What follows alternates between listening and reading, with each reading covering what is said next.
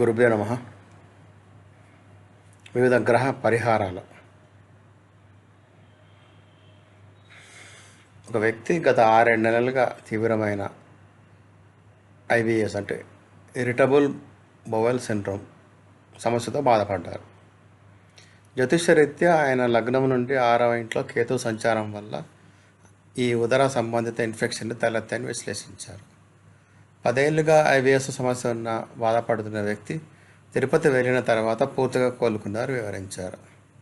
జాతకుడు తిరుపతి వెళ్ళి తన తలనీలాలు సమర్పించారు. కేతువు జుట్టు కారకుడు కాబట్టి అక్కడ ఒక అపరిచితుడు ఆయన అడిగినంత డబ్బు దానం చేయడం మరియు టీ తాగొద్దని సలహా ఇవ్వడం ద్వారా ఆయన తన ఆరోగ్యాన్ని అద్భుతంగా మెరుగుపడింది.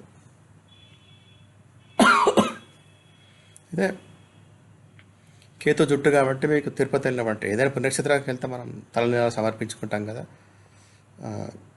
కేతు దోషం ఉంటే కనుక జుట్టు సమర్పించుకోవాలన్నమాట పుణ్యస్థలాలకు వెళ్ళి. అట్లనే రెమెడీ అయింది. అట్లాగే విష్ణువు మరియు శివుడు గ్రహాల శక్తి నియంత్రణ. గ్రహదోష నివారణలో విష్ణువు మరియు శివుని పాత్రల గురించి ఒక ముఖ్యమైన సిద్ధాంతాన్ని తెలుసుకుందాం. విష్ణువు ఒక గ్రహం చాలా బలంగా ఉండి మిమ్మల్ని ఇబ్బంది పెడుతుంటే, అంటే మాలిఫిక్ ప్లానెట్ స్ట్రెంత్ ఉంటే కనుక మీరు విష్ణువును ఆశ్రయించాలి.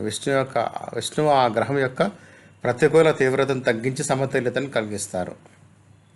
శివుడు ఒక గ్రహం చాలా బలహీనంగా ఉండి దానివల్ల మీరు నష్టపోతుంటే ఆ గ్రహాన్ని శక్తివంతం చేయడానికి శివుణ్ణి ఆశ్రయించాలి.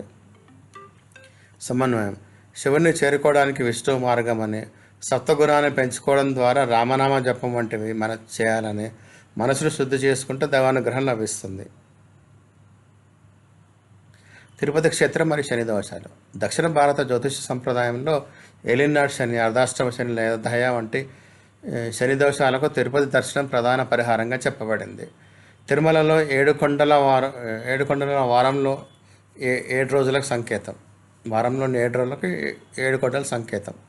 వెంకటేశ్వర స్వామి కొండ శేషాద్రి పైన కొలువు ఉండడం వల్ల శనివారానికి అంటే వారంలో 7వ రోజు ప్రత్యేకంగా భావిస్తారు. శని దోషం అంటే తిరుపతి వెళ్ళాలి.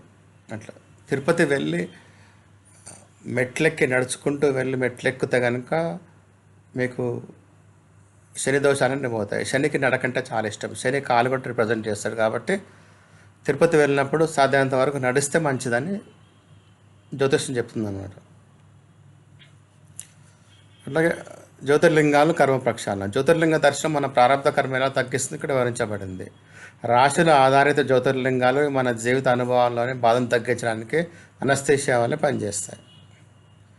భావాల ఆధారిత జ్యోతిర్లింగాలు ఇవి మన D60లో షష్టాంశ చక్రంలో పాత జన్మల శాపాలను మరియు కర్మబంధాలను తొలగిస్తాయి. ఉదాహరణకు రాహుదోషాలు ఉన్నవారు గుడి నిర్మాణానికి లేదా పునరుద్ధరణకు సహాయం చేయడం గొప్ప పరిహారం. సోమనాథ క్షేత్రం రాహుగ్రహ ప్రభావం నుండి విముక్తి పొందడానికి విశేషమైనది. రాహు మహాదశ 18 ఏళ్ళు కాగా సోమనాథ ఆలయం 18 సార్లు లూటి చేయబడినదని ఇక్కడ ఒక నిమిత్తంగా చెప్పబడింది. ముఖ్యమైన తక్షణ పరిహారాలు. క్షేత్ర దర్శనం. సమస్య తీవ్రంగా ఉన్నప్పుడు తిరుపతి, కాశీ లేదా మహాకాలం వంటి శక్తివంతమైన ఆలయాలను దర్శించాలి. దాన ధర్మాలు. గోవులకు ఉప్పు లేదా బెల్లం దానం చేయడం వల్ల శని మరియు రాహు దోషాల నుండి విముక్తి లభిస్తుంది. రుద్రాక్ష. ఆరోగ్య సమస్యల కోసం 10 ముఖాల రుద్రాక్షను ధరించడం మంచిది. అయితే రుద్రాక్షను ధరించే ముందు దాని జ్యోతిర్లింగానికి స్పృశించి పూజ చేయడం ఉత్తమం. రామనామ జపం. క్లిష్ట మంత్రాలు చదవలేని వారు కేవలం రామనామాన్ని జపించడం ద్వారా మనసును శుద్ధి చేసుకొని దైవాన్ని చేరుకోవచ్చు. ధన్యవాదాలు. దయచేసి షేర్ చేయండి, సబ్స్క్రైబ్ చేయండి, లైక్ చేయండి, కామెంట్ చేయండి.